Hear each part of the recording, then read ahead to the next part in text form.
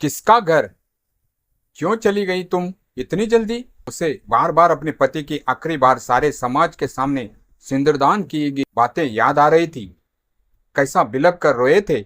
सिर्फ अपने लिए राहुल को रोते हुए देखकर मेरी अम्मा को बड़ा सुकून मिल रहा था। मैं भी कितनी बार रोई थी उनके लिए, पर कभी आंसुओं की कदर न की गई।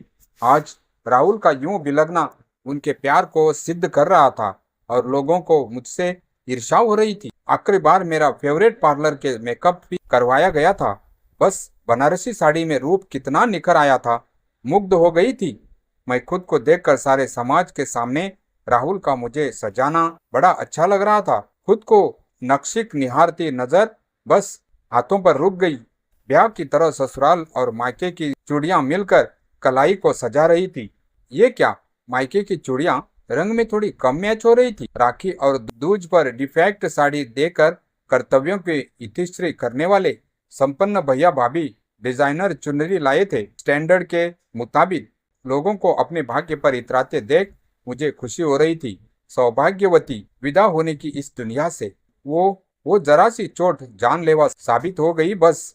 पर आज इस तरह खुद पर प्यार लौटाता देखना अच्छा लग रहा था। चिता के आखिरी फेरों के बाद गढ़ तोड़ खुद से नाता जोड़ने की बोझिल रस्म के बाद भी राहुल की लाल लाल आंखें मन में ऐसे गड़ गई जैसे पत्थर पर निशान। मन उनके प्यार में भीगता चला गया और शरीर का नाता टूटने बाद भी ये स्वीकार न कर पाई कि अब मैं इनकी कोई नहीं लगती। घर के अंदर जाकर देखा तो राहुल फिर तस्वीर के आगे कह रहे थे, तुमने तो 7 जन्मों के साथ का वादा किया था। मेरी रसोई दूसरों के हवाले थी। आज अम्मा जी को भी दूसरों के साथ का खाने से आपत्ति न होती, पर अपनी पहली बार प्रशंसा सुनना कानों को भा रहा था।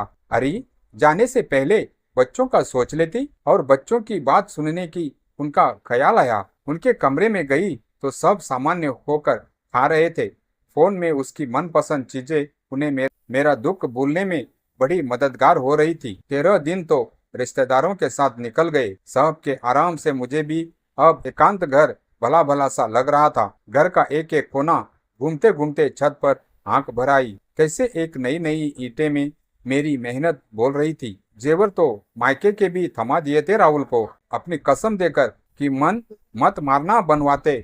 आखिर ये घर मेरा है, मेरे लिए ही तो किराए पर भटकना नहीं चाहते। अचानक मुझे याद आया कि राहुल को अस्थमा का अटैक आ जाता है ऐसी ठंड के मौसम में। अपने भुलक्कड़ स्वभाव पर खींचती नीचे आई और उन्हें अपना ध्यान रखने को कहने, उन्हें इनहेलर को साथ रखने की याद दिलाने में मेरा वजूद उनके सामने आ गया। प्रेम की जात ही ऐसी होती है कि बार बार नजर साक्ष्य ढूंढती है और एक टुकड़े से भी संतुष्ट हो जाया करती है। फिर ये प्यार इस तरह तो मेरे नसीब में बड़ी ही मुश्किल से आया था। मैं राहुल को देखकर मुस्कुराई। उसे इनहेलर साथ रखने को कहना चाहती थी, पर उनके गले से जोरदार चीख निकल पड़ी। तुम यहाँ कैसे? अरे, शादी होने के बाद जब इस घर में आई तब से ही तो सब यही रटाव रहे हैं। ये घर मेरा है और मैं इस घर की। पर मेरे शब्द राहुल के कानों से टकराए ही नहीं।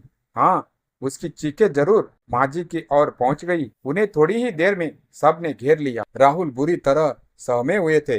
लोग मेरा दिखना भ्रम बता रहे थे। तब तक नंदोई जी बोले, भाभी की आत्मा अतृप्त है, शायद अपने पास आग रख लीजिए। सबकी सहमति से राहुल के पास आग जलाकर रख दी गई। मुझे दूर रखने के लिए राहुल आग का सहारा ले रहे हैं। इस बात ने मन को थोड़ा चोट दी। फिर मैं दूसरे कमरे में गई जहां बच्चे थे। उनके भी तो एग्जाम है। बच्चों की बात चल रही थी।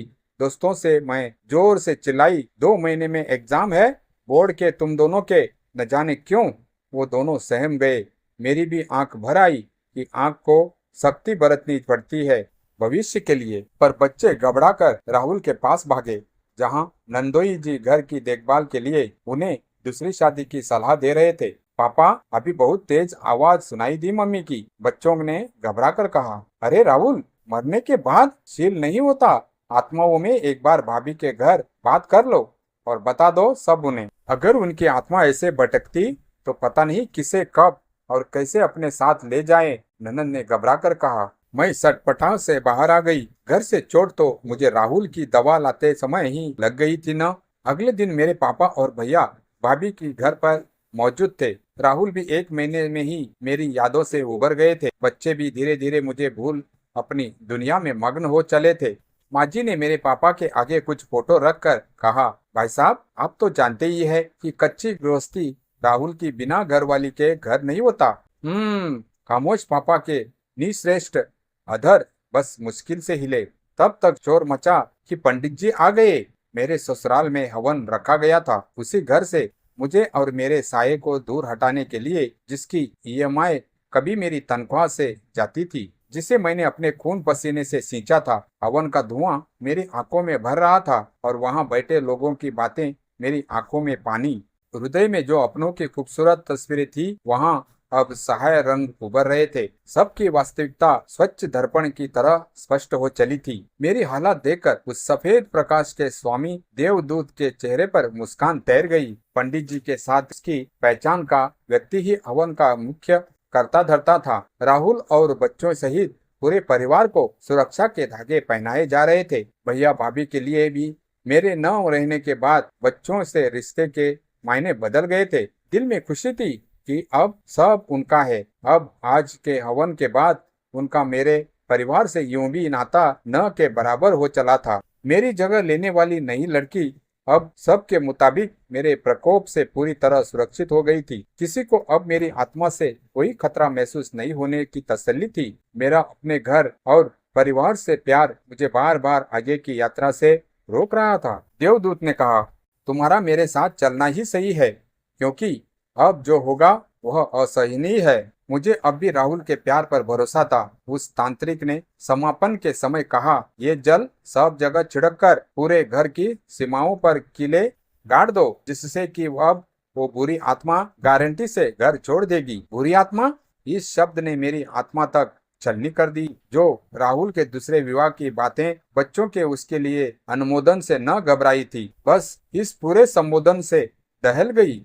पर मैंने कहा, बस सबकी वास्तविकता देख, अब इन्हें आखिरी बार आईना दिखा दूं। लोग मेरे एक्सीडेंट के बाद मुझे देवी कह रहे थे कि मैंने राहुल की मौत अपने ऊपर ले ली और आज बुरी आत्मा सिद्ध कर दी गई। मैं हवन के धुएं से कोई कष्ट नहीं हुआ था, पर अपनों के मोह से बंदी मैं दर्द से भरी कुर्सी पर बैठी हुई स्पष्ट हो गई। सबके समक्ष और जोर से चिल्लाई, ये घर मेरा है, इसे मैंने बनाया है।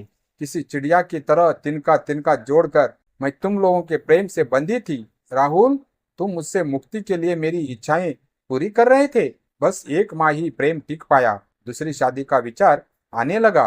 माँ जी, आप भी मेरा शौक 13 तक न मना सकी। बेटे की गृहस्थी की फिक्र होने लगी। मेरे कुल 2 बच्चे, उन्हें भी जिंदगी में आगे बढ़ने की पड़ी है। बुरी आत्मा मैं नहीं, आप सब है, जिन्हें स्वार्थ से मेरी याद आई थी और मैं मोह में यह मानने को तैयार न थी कि आप लोगों ने मेरी रूह के निकलते ही जब उसके मकान को घर से बाहर कर दिया, तो इस ईंट गारे का क्या चीज है। मैं फिक्र में भटकती थी। सब की बुरी आत्मा धीरे धीरे मोह का काला रंग छोड़ मैं सफेद प्रकाश में बदलने लगी। राहुल मुझे देखकर कुछ भावुक हुए, पर रिश्तों के रंग देखकर मन का आईना टूट चुका था। पापा की अपराधी नजर जब गर्वित हो चुकी थी, लाल आंखों और छलनी हृदय लिए सुबकते हुए मैं देवदूत के पीछे ये पूछती हुई चल दी कि अपनों की चिंता में डूबी आत्माओं बुरा क्यों कहते हैं। सबकी आंखें अपराधियों की तरह झुकी हुई थी। मैंने स्वार्थी रिश्तों के लिए अपना घर स्वेच्छा से छोड़ दिया।